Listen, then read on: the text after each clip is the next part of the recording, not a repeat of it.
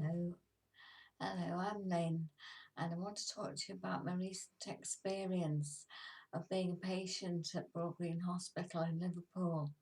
I was actually on the rehabilitation ward, Ward 5, and I just wanted to share what an extremely positive experience it was and how the good practice involved. For some years, I've been doing talks as a patient and a service user with hospitals and with universities about various aspects of being a patient. And really, what I'm doing is just offering a different perspective, just from a different viewpoint, really, and raising some issues. It's all very enjoyable, I think, both for service users and for staff, because it's interesting, and we're just sharing ideas. And anyway, what I found really quite exceptional in my experience is what I experienced at Broadgreen Hospital.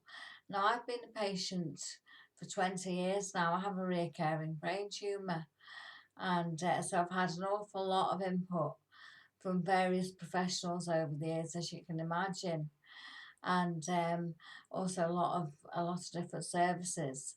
So what really struck me was how exceptionally good this hospital was. Um, One thing I've been talking about for years is the lack of holistic care, as in people look after you physically, and that seems to be a priority with people. And obviously, it is a priority, it's important, but it's not the only thing that matters with patients. I think it's so important to look after the physical care and the psychological and the emotional, spiritual needs of a patient. It's so good. I mean, I say all the time, people aren't cars. You can't just keep fixing them and then wheeling them out again to carry on. There's more to it than that. And one of the reasons I've ended up so ill this time is because I couldn't get any of those needs addressed in the community. I approached hospitals for help. Not I wasn't at Broadgreen at the time, but I asked for psychological help, for emotional help. Couldn't get any. And basically, my condition deteriorated really badly physically. But I knew it wasn't enough just to cure me physically. Anyway, very much at the last gasp, nearly literally, I decided to have surgery. But if I'd been helped sooner, I don't think I would have been as ill as I am. I have actually done another video called Grim Reality, which is on YouTube, about that. So I don't want to get into it here because this is actually a very positive video. So anyway, back to Broad Green. Um, yeah, I just wanted to share with you how positive it all was. Um, and this holistic approach, the way that staff worked together, the different treatments, the fact that it wasn't just looking after the physical side of things, although that was very good, but the groups that I'll come on to talk about, how staff worked with each other, how they shared information. Staff knew everything that went on, they talked to each other, and it was real multidisciplinary working from what I could see. And they were all like playing to their strengths, which was great. And the way it was all done was so good for the patient because the patient really was put first, and nothing ever seemed too much trouble. Nothing was ever ignored or forgotten about. It was a real priority to look after your every need, and I was very, very grateful for this.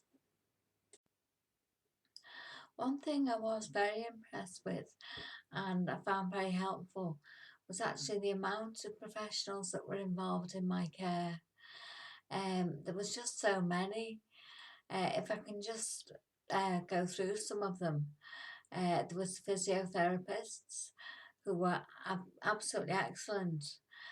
Without them, I wouldn't have progressed a fraction as much as I have done because they seem to know the sort of right amount of encouragement and how much to push you just to get that improvement. And I mean, we used to have quite a laugh, and I was always accusing them of murdering me and whatever. But it was really good. They were very helpful. And it was all done with such good nature as well. It was all so pleasant and easygoing, and I could easily talk to them or express any concerns, which made a big difference. Uh, then there was the occupational therapists. Again, similarly, they would push you, and but again, know just how far. Their encouragement and the opportunities that they gave were brilliant. One thing I used to do with them as well, which was slightly different, but again part of the holistic therapy, was I would do things like go down to the cafe for a cup of coffee. Now that may sound like having a break, but to me it wasn't. It was part of being a person again, being human, going out in public in a public place, and doing a sort of everyday activity like that. To me, was very much part of my rehabilitation, and I found it really helpful.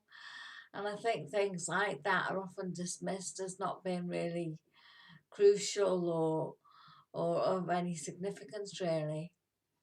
But that was very helpful. We used to have a lot of physical therapies in terms of and what was it called? Upper limb body work, which was good for using my hands and things. We used to do a lot of practice sessions, things like ironing, making a cup of tea, that sort of thing. The other thing, which was actually great fun, was we would play games. And again, it sounds very pleasant, and it was pleasant, but very important. We used to do things like play under indoor skittles, and that was good because you had to use your bad arm or your bad hand to do that to make so it was harder than it sounded. But we used to have such a laugh doing it. And again, I mean, there's not a lot of fun in hospitals, to be honest. And I think if you can say we had fun and we had a laugh, that in itself is quite an achievement. And I think because people are in such difficult situations, but to do stuff like that and the staff would help out and they'd be running, they used to work so hard as well, organising things, picking the skittles up, ready to throw the ball at again. And I used to think, aren't they good? They really are. So anyway, other staff that I was involved with were people like speech and language therapists, dietitians, because they used to obviously keep an eye on your eating and things. I did have some difficulties with eating because I had a feeding tube at one point, and I was put on a diet of pureed food, which I have to admit did not go down well with me because I like my food. And anyway, what I noticed from that was the catering staff. There was one lady in particular who used to come and sort out the meals and sort out your menus. She was absolutely excellent, and she would actually know very much not just what I'd had, but what I'd been eating. And if I wasn't eating, she'd try me on something else and say, "Have a go at this and try this," and you're not eating, or you're having the same thing all the time. Try something different.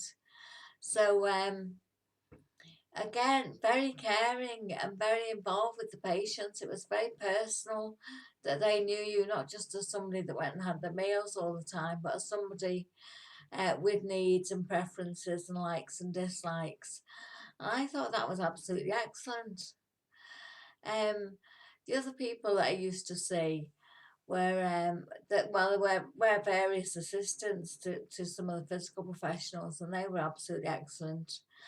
And one thing they used to do was run a lot of groups, which I'll come on to in a minute. Of course, there's people like the nursing staff. Again, excellent. Nothing was too much trouble. They were very reliable. They knew their job. You could ask them anything. And the thing is, they would actually get things done. A lot of places, things don't get done. You can ask them, it's put on one side. But they would deal with issues and get back to you. And they would know everything that went on. I found it amazing, but I mean, they were very thorough because sometimes they would mention something that I would think was quite trivial. Like one time, my tablet computer, I dropped it on the floor, and everyone knew about it. And okay, that wasn't a sort of crucial piece of information, but it was amazing how much information was shared with the staff and how up to speed they were with everything. And obviously, that would relate to more serious issues to do with your health and whatever. But I used to think that was very impressive. Um, then there was the healthcare staff. They were absolutely brilliant. I can't rate that profession highly enough because I think people that keep you, first of all, look after your personal care, which is not the nicest of jobs. Um, they look after you, you feel clean, you feel organised, you feel fresh. And this is what these people used to do, and they were absolutely excellent. And nothing was ever too much trouble. Because I think, and maybe other patients feel like this, that often there's certain things you ask people to do, and you don't want to ask them. You feel you're either being lazy or you're incompetent. And I know they wouldn't say that, and they don't say that. But as a patient, that's how you feel. And yet there was never any hint of that from the professionals. Nothing was ever too much trouble, and they would do anything for you. You never felt that they were too tired, too busy, nothing like that. They were always so helpful. And again, this helps because you don't feel then you feel initially being a bit of a pain. But then you think, well, they don't make you feel like that. It's fine, everything's fine, and everything's looked after, and it's absolutely great. And again, in terms of your mental well-being, that's brilliant. And I can't stress how important it is just to feel clean, to have clean clothes on, to be in a clean bed. So important. And that really can't be underestimated in terms of your recovery, of how well it makes you feel, how much better. And this is the job that these people do, and it is so important and so valued by patients. Um, I did find quite a difference with the GPs and the doctors that at the hospital in terms of the fact they were so friendly and approachable. My experience has been totally different. I've often found them difficult to talk to, unapproachable, whereas the doctors at Broadgreen were absolutely brilliant. You could chat with them, ask them anything. They seemed genuinely caring, and so you would want to talk to them. And it's something that in the past I've often avoided because you feel they're unapproachable and you can't ask them things. This wasn't the case at all at Broadgreen. They were very understanding, very helpful, and they always came back with information and help. Um, who else is there? There's cleaning staff, excellent people. They used to, I mean, they kept the place immaculate. The place was so clean, it was unbelievable. They were forever working, forever cleaning, and again they knew the patients. You could have a chat with them, and they would remember when you'd come in, or very nice, very approachable, very friendly. And again, the fact that they were part of the hospital and involved a lot in the actual physical environment. It was nice to feel that you knew them a bit and they were part of it. And they were so approachable and so chatty and friendly and helpful again. It was very nice. So again, I can't, there's just absolutely every area was so thorough. The other thing that I mentioned briefly before was about groups that were run, and these groups were fantastic. Often they were run by occupational therapists, but different staff would run groups. Physiotherapists would also do it, and we had things like what was it called? Lifestyles group. That was it.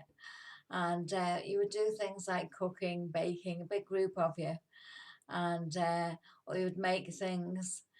And at Christmas, you would do things like make Christmas cards, decorations. It was always very, what's the word, seasonal? That's not the word. But it was always to do with like bonfire night. There was always a topic which fitted in with wherever we were in the year. And again, that was great fun. We had such a laugh making things. Now, the idea was obviously to use, if you had weaker arms or hands or whatever, and the idea was to get them moving, which they did. And you always had to use your bad hand to do things for practice. But having said that, the actual event was so funny, and we all used to have a laugh. People would get together and we'd be laughing and joking with each other. And again, it's so good for your mental health. I can't express how important this is. I know I keep saying about it, but to me it's so important. It's something that patients need so much. The other area that we had was groups like mindfulness and meditation. Again, very, what's the word? Very good for your mental health, very good for your emotions, very calming. And to me, crucial. Something that is something that you would never really get in medical environments. And yet, to me, it's as much a part of your recuperation as it is doing your exercises and walking upstairs and things, the physical side. And again, to have this, I think some people see it as a luxury. And initially, it does seem like a bit of a luxury, but these should be standard. Things like this are so important. Your mental health, your emotions, your emotional well-being, your psychological well-being is so important. And here they were addressing that. And I think following on from the groups and things that they ran, and they would look after other aspects of your well-being, things like, and again, people will say, oh, this is just luxury. Things like doing your nails. They had a little beauty group at one point, get your nails painted. I had help going to a hairdresser. They took me to a hairdresser. Again, things that make you feel human, and they help your self-esteem. When you feel a bit better, or you do your hair or your nails, so many people would tell you how much better that makes you feel. And the staff here, encouraged it, and they showed an interest. It wasn't a case of, oh, it's a chore, we have to do it. It was very much, oh, you're getting your hair done, where are you going? And let's see your nails, and, a real interest and support for it, which was encouraging, and it was very nice and all part of the fun of it again. So I know I'm using the word fun, but why not? As I say, you don't hear much fun in hospitals, but I think when you're having a bit of fun, it makes you a bit more cheerful, a bit more human, and you're going to get better a bit quicker. And it's all, again, as I keep saying, it's all to do with holistic care. And I can't express strongly enough how much this hospital do that, how much they actually look at every aspect of your life. The other area that I was involved with briefly was with the church. I went to a couple of church services. So, and again, it meant people taking me down to the service, and they were more than happy to do that. But it was looking after your spiritual welfare. And I know other people again had the same experience. Their spiritual needs were met as well. So again, I can't stress it strongly enough how helpful that was.